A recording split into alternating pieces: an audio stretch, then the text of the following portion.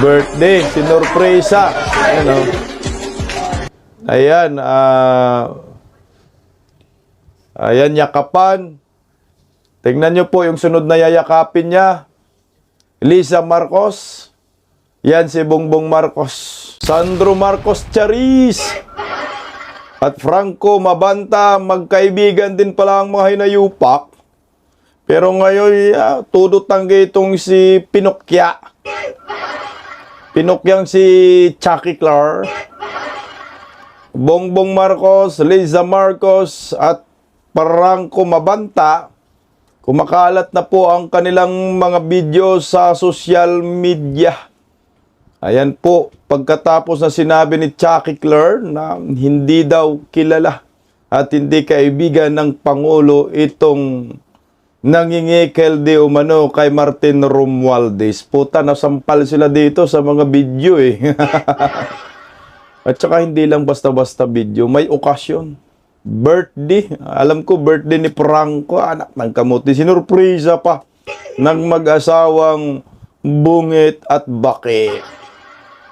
Oy, mga buhaya dyan sa Kongreso, anak ng kagwang, puno na mukhang buhaya, magang nagyabang, panalo na daw ang kabayo, o panalo na ang mga buhaya. Sige, galingan nyo po dyan sa Crocodile Farm, sa House of Representatives na makalikom kayo ng 106 votes para ma-impeach si Vice President Inday Sara. Kasi pag hindi nyo nagawa, tibag kayong lahat sa 2020. Double time ang mga animal eh. Tangina to si Puno, no? Alam ko nasampal to ni Sandro ng Malita. Kaya biglang nagka-interest na sa impeachment. Maalala natin itong nayupak na kongresista. Ang sabi niya eh, hindi daw sila susuporta na sa impeachment kasi walang bago. So ngayon ito nasampal nga ng bagong Malita. Oh. Magandang tanghali po sa ating lahat. Palike po muna, pa-share, pa-subscribe. At pakipindot po ang inyong mga notification bell para lagi po kayong updated sa ating mga video. Bisdak Istoryador, supportan po natin pangalawang YouTube channel po natin. Pag-usapan po natin muna mga kabisdak itong si Carlo Mabanta at Sandro Marcos, Bongbong Marcos. Ano ba ang relasyon ng mga ito? Kagahapon ay napag-usapan na rin po natin, kaso nga lang wala po tayong video na naipli. Ito kumakalat, trending sa social media yung bidyong ito eh. At sinabi rin po ni Attorney Harry Roque yung relasyon imperatrice ng pamilyang Marcos at Carlo Mabanta. Pero ako po ay nakapagtataka, nagtataka lang ako, nagtataka na nung press ko ni Pinokya, Pinokya kasi sinungaling ito. Labas natin si Pinokya. Ayan, model natin. Nung press ko ni Pinokya, agad nilang itinanggi, excuse me po, na kaibigan nila itong si Carlo Mabanta. Ano pong reason nila? Bakit ganun? Itinanggi nila. Tuloy sa social media, kumakalat ang maraming larawan at maraming video ng First Family kasama si Carlo Mabanta. Sobrang sinungaling talaga itong si Pinokya. Pinokya na tawag natin dito. Matangos ang ilong pag nagsisinungaling. Parang nahiwagaan lang ako, no? Bakit pinangunahan nila ganun agad? Di ba kaya ang gumawa ho ng eksenang ito ay gawa-gawa po ng administrasyon para lamang maituro or mabaon itong si Martin Romualdez ng todo. Kasi ayon sa aking analysis, putang inang Pinokya na yan, alisin natin ang hinayupak na yun. Ito sarili ko lang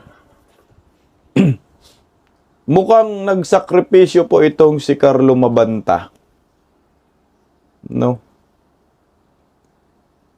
pabor sa Administrasyong Marcos at ikapapahamak ni Martin Romualdez.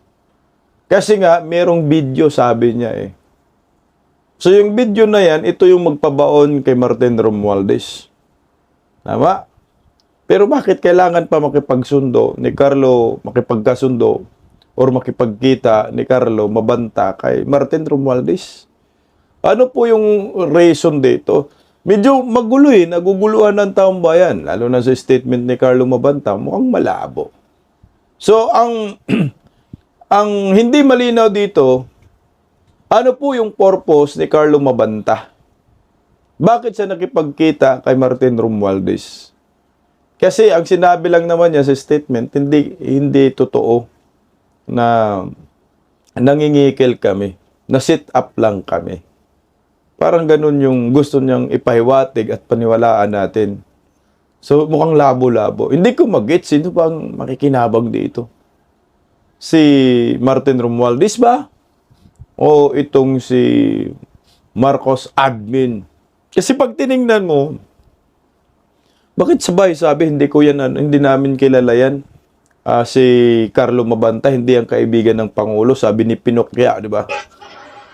Pero ito na nga ho ang pag-uusapan natin. Out muna tayo doon sa pangingikil, kung totoo ba talaga yan or hindi.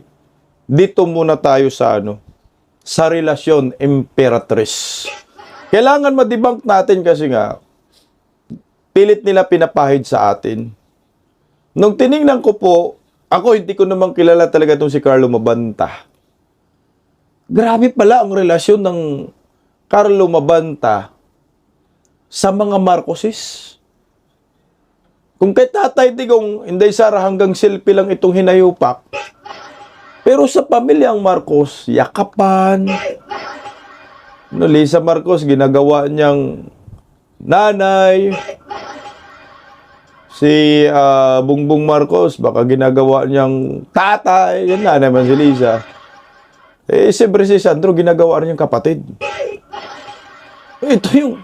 Ito yung hindi pwedeng itanggi ng mga supporters ni Bongbong Marcos, lalo na si Pinocchia, na talaga hong malalim ang relasyon ng pamilyang Marcos sa kay Carlo Mabanta. Pero bago riyan, labas natin yung mga video.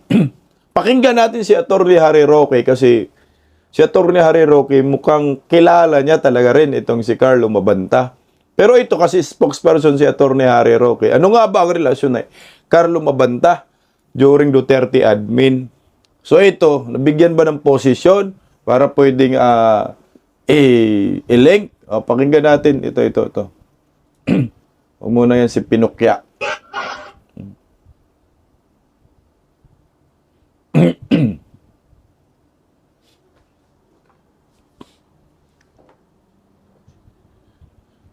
Teka lang, walang audio. At ang alam ko, sa mulat-mula, siya ay malapit Ulit. sa mga Walang audio eh. Pag-usapan nga natin ng kabahagyang si Franco. Sino ba si Franco? Kilala mo ba si Franco Mabanta? Well, kilala ko yan talaga bilang isang vlogger, no? At ang alam ko, sa mulat-mula, siya ay malapit sa mga Marcoses. Bakit ko nasabi yan? Kasi nung ako nga ay spokesperson, ang pakilala niya sa akin ay, among others, tumutulong din talaga siya sa social media ni Bongbong Marcos. Okay. Diyan ko siya nakilala dahil sa kanyang ties with Bongbong Marcos. At ako naman bilang spokesperson, lahat naman ng vlogger, lahat ng mainstream media, may access sa akin, no? So nakakainis nga na ang ginamit pang picture ni Auntie Claire, extra lang ako dun sa picture ni Franco at ni PRRD, no? Meron naman kami mga picture na talaga kami magkasama at mas gwapo ko dun sa mga larawan na yun, hindi pa yun ang ginamit. Pero tingnan mo na. Kasi ako, kinukwento ko kanina, I covered the palace, I covered you during the Duterte. the previous administration. Hindi ko naman nakita itong si Franco kahit sa iyong mga press cons. Wala akong na-cover sa kanya. Hindi ko rin nakita na may okasyong tayong naroon din si Franco. Kayo ba ni Franco meron bang pagtatrabaho kayo na nagtrabaho kayo for the president, the previous president? Lilinawin ko po yan. walang naging opisyal na function itong si Franco Mabanta sa administrasyon ni Presidente Rodrigo Romualdez Duterte. Oo. Ang pagkakakilala namin sa kanya ay bilang isang vlogger at ang palasyo naman ay bukas sa lahat ng mga vloggers, sa lahat ng mga mamamahayag. Kaya nagkaroon siya ng mga picture sa akin at kay Presidente Duterte. Oo. Gayunpaman, hindi ko maintindihan bakit dinideny ni Auntie Claire ang connection. Inanunsyo naman talaga ni Marcos Jr. talaga na Oo. minsan ay si Franco Mabanta in charge ng kanyang social media, no? Siya yung social media director. Oo. Meron pa akong larawan ngayon na pinost sa aking Facebook na galing mismo sa Facebook din ni Franco Mabanta. Nagpa-party pa ang mag-asawang Marcos sa kanilang tahanan sa Forbes Park para Okay, ito lang. nung isang birthday ni Franco Mabanta. Okay, yung kumakalat pala na video ay birthday para ni Franco Mabanta. Naalala ko yung balik lang muna tayo doon sa sa trolls. 'Di ba meron din tayong pinipli dito na video na kumakalat rin sa social media yan eh. Sayang hindi ko na nabalikan pero ikwento ko na lang sa inyo. Nasabi nga ho ni Bongbong Marcos, meron daw siyang mga trolls. At yung binanggit niya na mga leader ng mga trolls, kung hindi ako nagkakamali, isa yata si Franco. Na si Franco ang leader ng mga trolls niya. Kung hindi ako nagkakamali. Kasi isa mang social media director man ngayon si Franco. Baka kasama siya doon nga. Hindi ko lang naisip yung na yun. Hindi ko nabalikan. Kasi ngayon ko lang naalala kay Attorney Harry Roque. So maliwanag na itong si Franco, ako hindi ko nga kilala yan eh.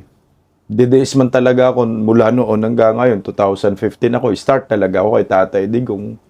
Hanggang sa pagkapanalo, hindi namin kilala yan si Franco. Walang nakakilala dyan. Kahit nga kay Trixie, hindi ko yan kilala si Trixie. Anak, nagagawin. Nagsisulputan lang naman yan nung nanalo na si Tatay Digong. Promise, hindi ko kilala yung mga yan. Ang kilala ko sa totoo lang, yung pinaka-original na DDS. Si lang talaga. Yung pangangampanya, hindi pa nanalo si Tatay Digong, si Muka. Si Muka Uson talaga. Ang pinakauna ko, ang alam ko talaga na DDS. Kasama yung grupo niya. Kahit saang pangangampanya nandoon. At saka yung sila Moy Palaboy, yan talaga yung mga original na DDS. At saka si Jimmy Bundok. Kasama ni Jimmy Bundok, sila ni Paulo Santos ba yun? Sila ni Tor, yan. Grupo nila Jimmy Bundok. Ayan yung mga kilala kong mga DDS. Wala na akong ibang nakilala ng mga DDS. Yung mga sumisikat ngayon ng mga political vlogger, puta, wala yung mga yan. Basta ang kilala ko lang na DDS kasi 2015 nandiyan naman ako talaga. Kami sa grupo namin, I am Duterte, nag-umpisa na naman kami ngayon. Muka Uson, ayan, yung sila ni Moy Palaboy, magkapatid. Grupo ni JB Bundok, ayan sila ni Tor, ayan, kasama sila dyan, ang dami nila dyan eh. Mga singer na yan. Sila ni Muka nga, grupo nila. Yan lang mga nakikilala ko sa social media rin na nagpo-post sila. Pero itong Franco, hindi ko kilala ang mga yan. Pati si Trixie, hindi ko makilala si Trixie. Gulat na lang ako si Trixie, DDS pala yan. So, anyway, tuloy po natin. No? Okay. So yan ba ang gagawin ng hindi kaibigan na magpapaparty pa sa birthday? Doon mismo sa pamamahay nila. At doon sa larawan na pinost ko sa Facebook ko ngayon, pati nga yung aso ng mga Marcoses, kaibigan ni Franco Mabanta. Pero alam mo, ang nakakatawa, hindi ko Pati aso ni Marcos, ni kaibigan ni Franco. Paano pa kayong may-ari ng aso? Posible di kaibigan. La mo dong. sa Auntie Claire, dahil ang issue naman talaga rito, yung pag-aaresto ba kay Franco Mabanta ay panunupil or contra-extortion. Sa tingin ko, wala namang kinalaman kung anong relasyon niya sa mga Marcos, kung anong relasyon niya sa mga Duterte. Ang issue lang is, meron bang katotohanan yung sinasabing extortion? Dahil kung wala, talaga namang kilala din natin ng PGMNA na isang social media outfit na malaki rin ang reach, no? So, posibleng meron ding panunupil. Pero, alamin natin kung anong ebidensya. May isa pa akong may isa pa ako nakitang comment na the 75 million, kung yun ay galing sa pera ng mga Romualdez. Romualdez, naka-freeze na raw ho yung asset Saan nanggaling yung 75 million? Anong inyong obserbasyon doon? Kasi yan, ang mga magnanakaw na yan, lahat nakamaleta eh. Hindi naman ako nasusurpresa na may pera pa rin sila, no? Dahil nga, bumili pa nga yan ng bahay sa Forbes Park para gawin lamang imbakan ng pera. So mga tsani na yung mga yan, alam nila na ang kanilang nakaw hindi dapat i-deposito sa bangko dahil malalaman na unblock, no? So sa akin, hindi big issue yan. Dahil alam nga natin, gaya ng sinabi mo, Bibi Sara, ang mga magnanakaw, hindi nagde-deposito sa bangko, nagtatago sa mga maleta. Oh, nako. So ngayon, pinabubulaan na ninyo na kilala ninyo, may kaugnayan kayo, nakatrabaho ninyo, at naging bahagi ng administrasyong Duterte si Franco Mabanta. Wala po ganyang naging relasyon sa panig ng administrasyon ni Duterte at ni Franco Mabanta. Pagamat ang kabaliktaran ay totoo, no, na inaamin ng mga Marcoses na naging social media director nila yan at talaga naman naging napakalapit sa first couple yan. Okay, so ngayon, i-establish natin ng todo yung relasyon ng mga Marcoses kay Franco Mabanta. Bago tayo mag-analyze, medyo nalilito nga rin po ako kasi nga, bakit nagiging sakripisyo ngayon si Franco Mabanta kung ito ay Marcos admin talaga ang ang sinusuportahan, no? Kasi yung connection nila nandiyan, kumpara sa mga Duterte, wala. Baka ang naisip ko dito, di ba kaya nagurumentado si Franco Mabanta at medyo kumukontra kay Marcos, no? At sa mga Romualdez kasi nga hindi sila na-opera ng mali-malitang pera. Possibly, alam mo naman, naglalaro, pinagkakitaan ngayon yung social media, sabi nga ni Inday Sara. Okay, establish natin, ano bang relasyon ng mga to? Yung sinabi po ni Attorney Harry Roque, na talagang nagkaroon ng birthday party si Franco sa bahay ng pamilyang Marcos. So pag tiningnan mo, ito po, ayan, ito yung video. Birthday, sinurpresa. Ano? Ayan, ayan, yakapan. Tingnan nyo po yung sunod na yayakapin niya. Lisa Marcos, yan si Bongbong Marcos. Sa Forbes Park talaga po yan. Yun po yung sinasabi ni Attorney Harry Roque na birthday ni Franco. At ito naman yung kumakalat sa social media. Napasok nga dyan si Chucky Claire, anak ng kagwang. Muntakin mo ha, sinasabi nila, hindi po kilala, sabi ni Chucky Claire. Hindi po. Ayan. No.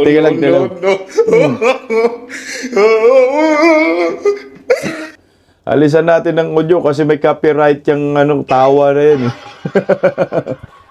Tingnan mo ayaan lang natin i-play yung video. Yan si Balutoy. Binos ko kasi sa Facebook yan.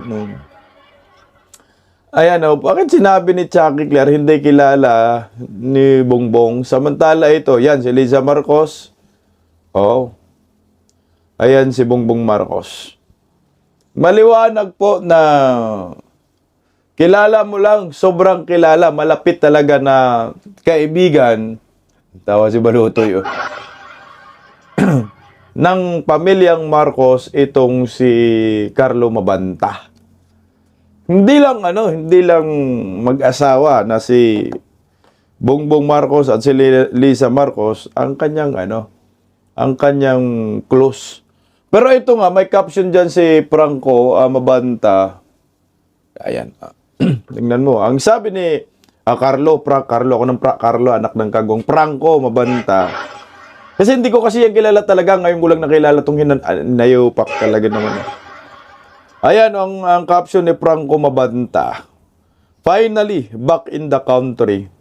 So, ibig sabihin, pinag-abroad pa ito ni Bongbong, ni Lisa.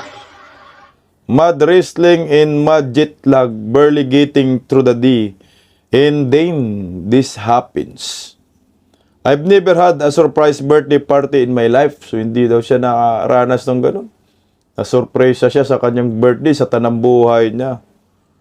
Thank you to my best friend, Franz Gerald Reyes. Ito yung si Franz Gerald. Ayan, alala nyo. Batang ina.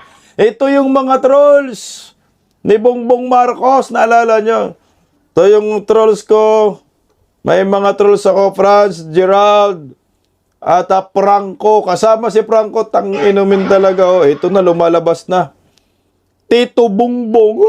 Tito talaga. Wow. Oh, ang Tita Liza Marcos. Naka po. And everyone who made me feel so very happy last night. You guys are sneaky. Anak ng kaguwang. Oh, tingnan mo, tita, tito. Kung tita, tito niya, si Bongbong Marcos, ano naman niya si Sandro Marcos? Okay. O, narito naman yung post niya. Talagang, ano niya ni Sandro Marcos, magsyuta. Ayan, oh. Sabi yan ni, Franco Mabanta. Tinagpa niya si Sandro. Saka si Fairbank Marisino ba yan? Putang ina, sa United Kingdom, kailan po to? March 9, 2019. Ito sabi niya. Binati niya si Sandro dito. Belated happy birthday to my bro Sandro Marcos. Puta, mahigit pa sa pagkakaibigan nito. Bro talaga. Bro. Kapatid na. No such thing as royalty in a Philippine democracy. Yet you carry your last name and princehood as well as any young man in your situation could. The kind of dude that would make any set of parents proud. See you win back in Manila, man. Tangina. Sabi, hindi daw kilala eh. Close na close. Franz, Gerald, Franco, sila po yung mga trolls farm ko. Putang na yung sinasabi nga ni Bongbong Marcos. Imagine nyo. Hanapin ko pala yan, yung video na yun. No? Para magkaalaman po tayo, siya pala yan. Yan pala si Franco. So ngayon, kung best friend ni Franco si Sandro, siyempre close na close. Paano naman ang pakikitungo ng mga attack dog ni Bongbong Marcos kay Franco? Yan ang tanong natin dyan. So si Franco kilala ng mga attack dog maliwanag ni Marcos. Pero si Claire Castro, hindi kilala si Franco. Hindi talaga kilala kasi si Claire Castro, bago lang naman pumasok yan sa buhay ni Bongbong Marcos, yung nanalo na si Bongbong. Pinklawan, dilawan man yan si Claire Castro. Di ba ho? So hindi niya talaga kilala si Franco. Kaya napasok si Claire Castro, nagiging pinukya ang buang eh. O ito, merong isang attack dog din na nakakilala po kay Franco. O ito, tinatanggi lang nila. Halaga doon. Wag ubob. Post din yan ni Franco Mabanta kasama si Wag ubob. Ngayon, sabihin nyo na hindi nyo kilala si Franco. Gadon, magsalita ka gadon. Hingag lang yung ilong mo gadon. Anak ka ng gadon. Mga pinukyo, mga pinukya. Gadon, pinukyo. Chucky Claire Pinokya. Pinagbiyak na bunga. Hindi nila talaga ito may tanggi. Ewan ko lang, bakit nilaglag nila si Franco Mabanta? Yung relasyon nila, higit pa sa pagkakaibigan, pamilya talaga. Second mom na daw niya si Lisa. Bro si Sandro, tito, tita na nga tawag niya kay Bunget, putang. Sumisinghot din kaya si Franco, no? Ako, wala naman akong pakialam sa PGMN kasi unang-una, hindi ko rin naman sila kilala. Kailan lang po ako nag-subscribe dyan, no? Kay CG Jairo. Okay naman yung mga host na yan. Pero ito pala may-ari ng PGMN, meron parang merong sikreto, malalim na sikreto na ngayon ay nabubunyag dahil nga di umano dito sa sa pangingikil. kamalas din nila kasi pinapahid sa mga Duterte, pilit ikinunik si Franco Mabanta. Nung matres ng mga DDSE, si Franco Mabanta pala, mas malapit na kaibigan ng first family. May mga video kumakalat ngayon, birthday niya. So wala na kayong takas dyan. Tsaka ito pa, ako'y nahiwagaan ako dito sa imahe na ito, si Bongbong Marcos at si Franco. Ayan ano bang ginagawa ni Franco dyan? Kasi nga si Franco Mabanta, siya yung social media director. Baka tinuruan niya si Bongbong Marcos paano magsalita. Kasi wiwi man yan, no? Dip man yan. Ito, December 20, 2021. So, kasagsagan na po ito ng eleksyon. No? Wala na kasi social media. Ito nga yung saan to? Malacanang Palace. Ayan, December 20, 2021. Nakatag niya, Malacanang Palace daw, yaway. Ito sabi ni Franco Mabanta, Merry Christmas from all your current and future leaders. So, nandyan si Tatay Digong pala. Baka nag-courtesy, leader. Homin will and work hard every day and from the little people like me who want nothing but the best for you.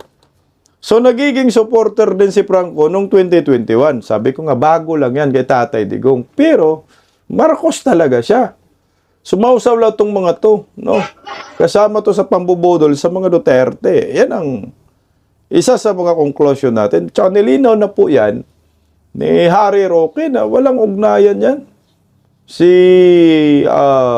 Franco Mabanta sa mga Duterte at walang official na event para dyan. So ito, malamang dinala ni Bongbong Marcos si Franco Mabanta sa Malacanang kasi akala yan ni Tatay Digong siguro hindi siya traitor rin tsaka ng mga Duterte. So ngayon, ang na-establish natin ngayon ay yung talagang ugnayan ni Franco sa mga Marcoses. Mabigat. Ito pa, Bongbong Marcos, pinopost ni Atty. Harry Roque. Bongbong Marcos taps Franco Mabanta as social media director sa Politico January 16, 2018. Tingnan mo. Loyalista nga, tanga talaga itong loyalista. So, hindi natin alam kung bakit yung PGMN ay, yung content niya ay kakaiba. Di mo malaman kung Marcos, anti-Marcos, or anti-Duterte, or pro-Duterte, or pro-Marcos. So, mukhang namamangka ito sa dalawang ilog. Pero ang malinaw sa kanya, itong si Franco Mabanta ay anti-Martin Tambaloslos. Ito yung nakikita ko. So, mas established yung anti-Romualdez siya. Anti-Tambaloslos. At mukhang anak ng kagwang. Yung si Franco Mabanta, ang nakikinabang talaga, si Bongbong. Yan ang nakikita ko, si Bongbong talaga. Kasi binabaon nila ngayon si Martin Romualdez. Siya ang gusto kasing ituturo ni Franco Mabanta na mastermind ay si Martin Romualdez lamang. Paano naman si Marcos, BBM? Ito na tayo ngayon. Mukhang lumilinaw na ng kaunti, no? So, ang established natin dito, si Franco, ang nakikinabang ngayon kay Franco, si Bongbong Marcos. Kasi nagtablahan naman sila Ang gusto nilang ibaon si Martin Romualdez. Kaso si Martin Romualdez gumawa ng sit-up, disgrasya si Franco. Alam mo, Franco Mabanta, marami kang sikreto dong. Total, nandyan ka naman, kumanta ka na lang. Wala ka namang ugnayan sa mga Duterte, bakit biglang lumalabas na DDS? Kanta mo na lang kung ano yung pinagkasunduan ninyo ni Martin Romualdez at bakit ginawa mo ito. Sino nag-utos sa'yo? Kasi ang may kakayahan lang po gumawa ng ganitong klaseng kasindikatuhan ay yung mga mahal mo. Yung tinawag mo na tito at tita. Sa tinatawag mo na bro. Dapat umamin ka na para hindi malito ang taong bayan. Kasi kami dito, mga tsorya, nanguhula kami Wala naman, magiging presidente rin naman na si Inday Sara sa 2028, pero sabi nga ni Puno, putang na. Nakakuha na daw sila ng numero, anak ng kagwang nagyabang na eh. Nagyabang, o dito muna tayo, pag-usapan natin yung mayabang na Puno. Puno ng yabang ang hinayupak na buhaya. Ang yabang ng animal na to. Ang sabi niya, panalo na daw ang kabayo. Anak ng kagwang di pa ginawang buhaya. Panalo na daw ang buhaya. Alam mo Puno, kawalang kwenta kang kongresista talaga, no? Di ba nung una, sabi ko na nga ba, nagpapresyo lang ang animal? Ang sinabi niya, hindi daw sila interesado sa impeachment, no? Daming pakialam dyan. Malaman-laman natin later on, si Chua, si Valeriano ba yun? Nagsilipatan sa kanila, no? Tapos pagkatapos maglipat, ito na, iba na yung statement ni Puno. Puno na ng yabang. Ang sabi ni Puno, meron na daw silang numero para ma-impeach si Vice President Inday Sara Duterte. Pakinggan natin muna itong hinayupak na puno ng yabang. Manas na nga to, animal na to eh. Tangina, ang tanda na to, gagawa pa ng kasamaan. Sus ko, Ginoo. Mamatay kayong buhaya. Pakinggan natin. Ay, tika lang. Ba't nakamute lahat? Sige. Lang. Replay. If you count lakas, let's say, kunyari kahit 60 na lang sa kanila. Tapos sa amin, kunyari 30. And then, let's say, NPC, well, Partido Federal, there are also 51. Lagay na natin na 30 na lang, di 120 na yon. Yung NPC, 49 sila, lagay mo na 30 na lang. 150 na yon. Pagkatapos yung party list na 63. Alam naman natin, maingay yung mga party list against the Vice President. So, it will be a good number sa tingin ko. More than people expected, I would say. You think it's more than 215 yung votes po na transmit sa Senate last year? Hula-hula na lang yan dito ngayon. Ako tingin ko, I think, of course, if there's a majority, that's already good, no? I suspect it will be about 180. Just guess. If you're asking me to guess, at least 180. 180 daw. So, yung estimate ni Puno, 180 na kongresista ang boboto para ma-impeach si Inday Sara. Ang dami palang ipapakulong ni Inday Sara, 180. So, huwag kayong mag-alala. Sama-sama kayo sa bilangguan. No?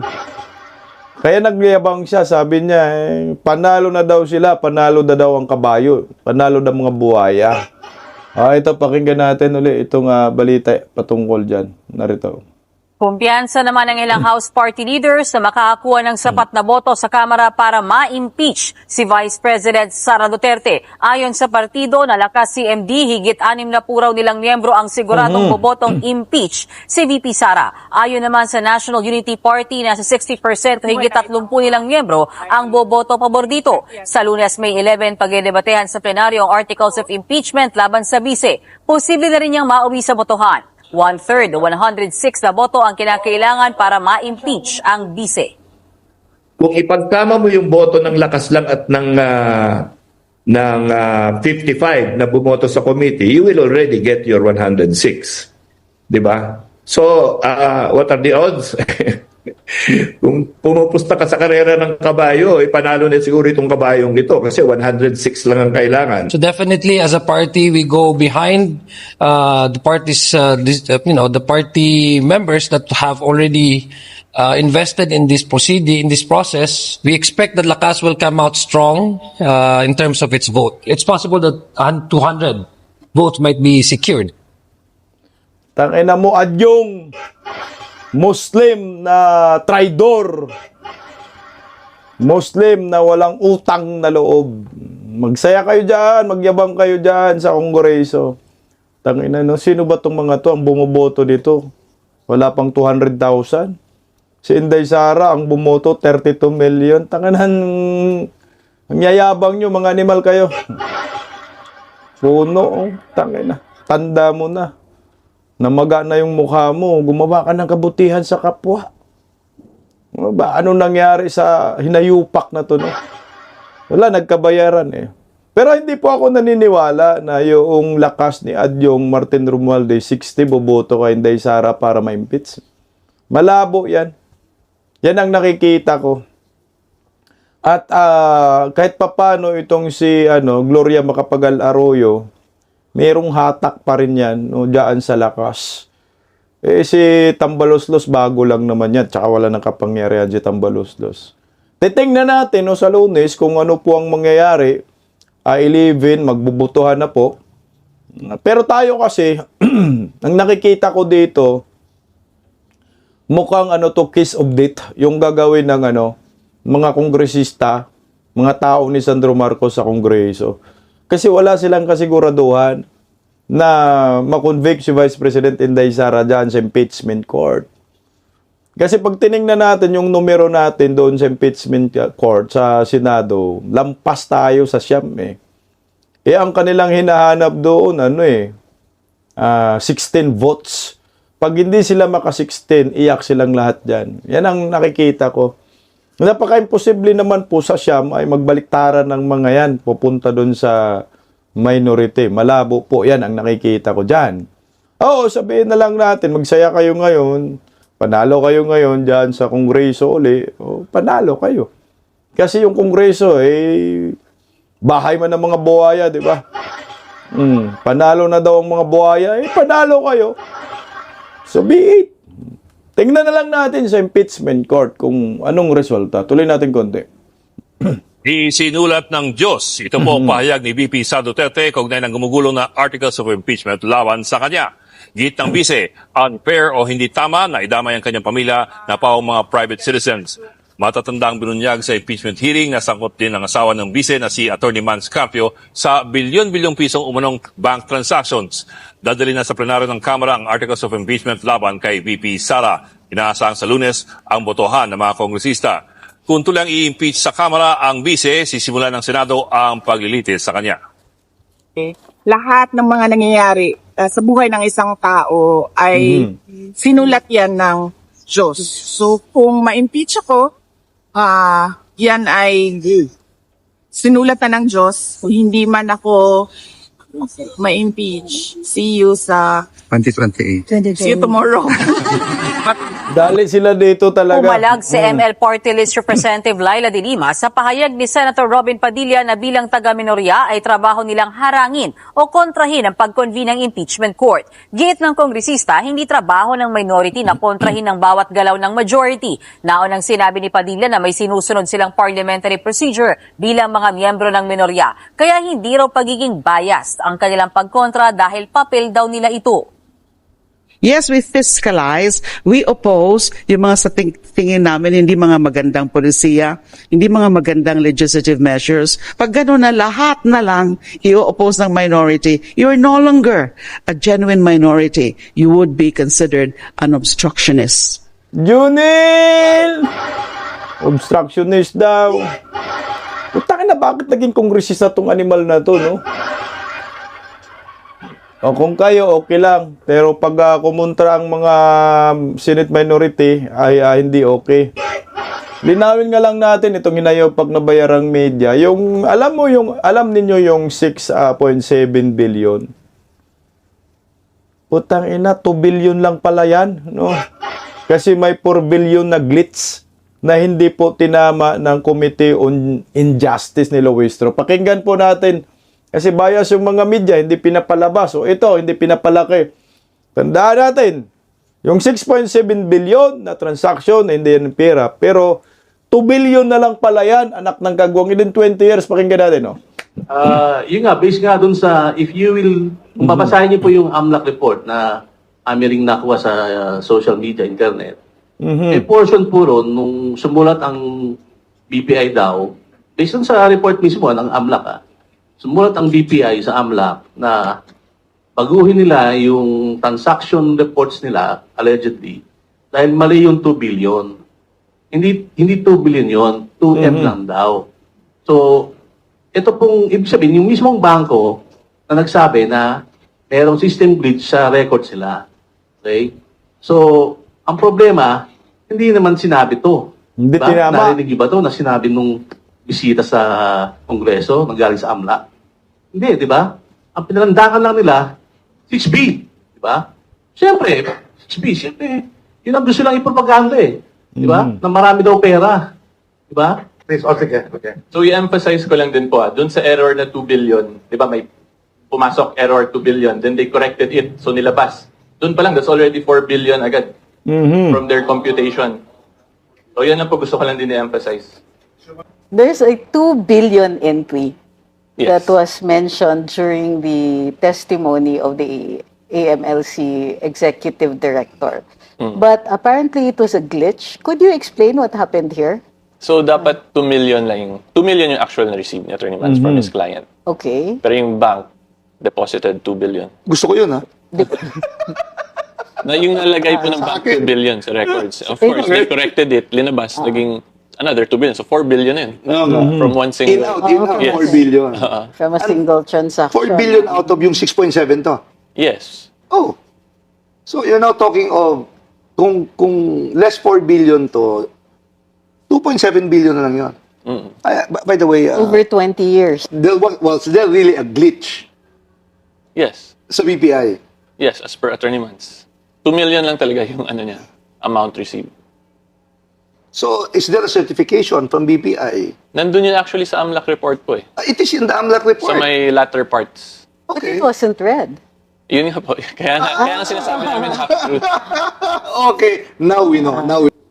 O ayan, mga bubunistang mga buhaya, mga sinungaling kayo. O, lumalabas, 2.7 billion na lang yung transaction kasi yung 2 billion yung 2 million, ginawang 2 billion, nagkaroon ng glitch, hindi itinama, hindi binasa ni Luistro. Dapat talaga kayo makulong sa 2028. Ito na, mas maliwanag po ito. At pa-share po ninyo ang bidyong ito, ikakat ko rin po, i-post ko sa Facebook para malaman ng karamihan. Kaya nga, tama si Inday Sara, CEO sa 2028 presidential election, mga buhaya sa Kongreso. Paggising sa umaga, tanghali at gabi, nakikita ko ang post niya, ang hapdi. Paano nga ba to? Di ako makatanggi. Watch ko na lang at isipin ng mabuti. Bisdak Pilipinas.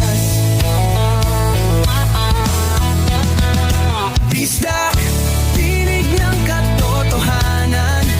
Sa bawat vlog may laban sa kasinungalingan. Mulat ang mata, gising ang masa. Bisdak Pilipinas, para sa bayan, gumigising sa diwa. Sa likod ng kamera, tapang ang dala, walang sinasanto kung mali ang gawa. Hinay-hinay, pero palaban. Boses ng tao sa digital na labanan. Bisdak, tinig ng katotohanan. Sa bawat vlog may laban sa kasinungalingan. Mulat ang mata, gising ang masa. Bisdak Pilipinas, para sa bayan, gumigising sa diwa.